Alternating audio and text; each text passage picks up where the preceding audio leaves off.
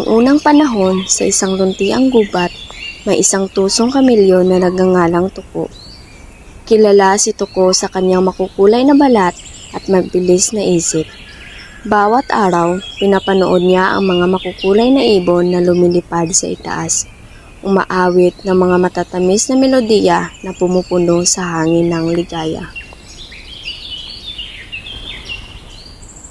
Isang maaraw na umaga, nakaramdam si Tuko ng kaunting inggit.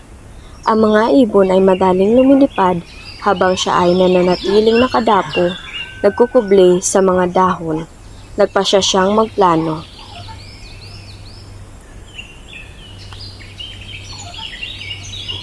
Lumapit si Tuko sa mga ibon na may ngiti. "Bakit hindi niyo ako turuan na lumipad?" tanong niya. Tumawa ang mga ibon. Ang kanilang mga pakpak ay sumasayaw. "Hindi ka makakalipad tulad namin, Tuko. Pero makakatulong ka sa amin na makahanap ng pagkain."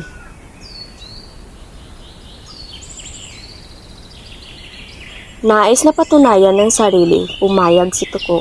Tinuruan siya ng mga ibon na pumunta sa isang puno ng prutas kung saan aawit sila para makaakit ng iba pang ibon. Gumamit si Tuko ng kanyang kakayahang magtago para magmasid sa puno. Hinahanap ang mga hinog na prutas. Ang kanyang matatalas na mata ay nakakita ng mga pinakamasarap na prutas na agad pinulot ng mga ibon. Araw-araw, si Tuko ang naging pinakamagaling na tagapaghanap ng prutas sa gubat.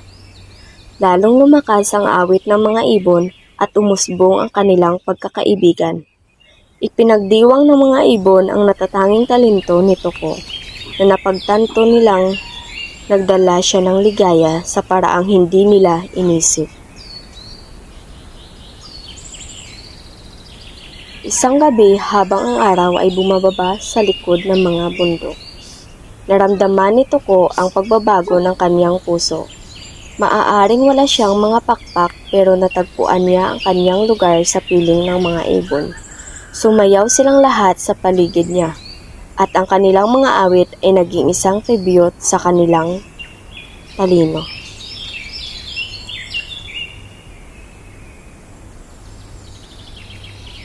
Mula noon, si Tuko ay hindi na lamang kamilyon. Siya ay naging mahalagang bahagi ng komunidad ng mga ibon. Natutunan niyang lahat ay may kanya-kanyang talento at minsan ang pinakamagandang paraan para makalipad ay ang tulungan ang iba na lumipad. Sama-sama, lumikha sila ng isang simponi ng kulay at tunog. Ipinagdiriwang ang kagandahan ng kanilang mga pagkakaibigan. Ang wakas. Moral lesson. Ang moral ng kwentong Ang Tuko at Mga Ibon ay ang halaga ng pagkakaibigan at pagbabahagi. Ipinakita nito na ang tunay na kasiyahan ay hindi nagmumula sa mga material na bagay o sa kakayahang makipagsabayan sa iba, kundi sa koneksyong nabuo sa pamamagitan ng pagtutulungan at pagmamahalan. Ang pagyakap sa sariling katangian at pagkakaroon ng mga kaibigan ay mas mahalaga kaysa sa pagsusumikap na maging katulad ng iba.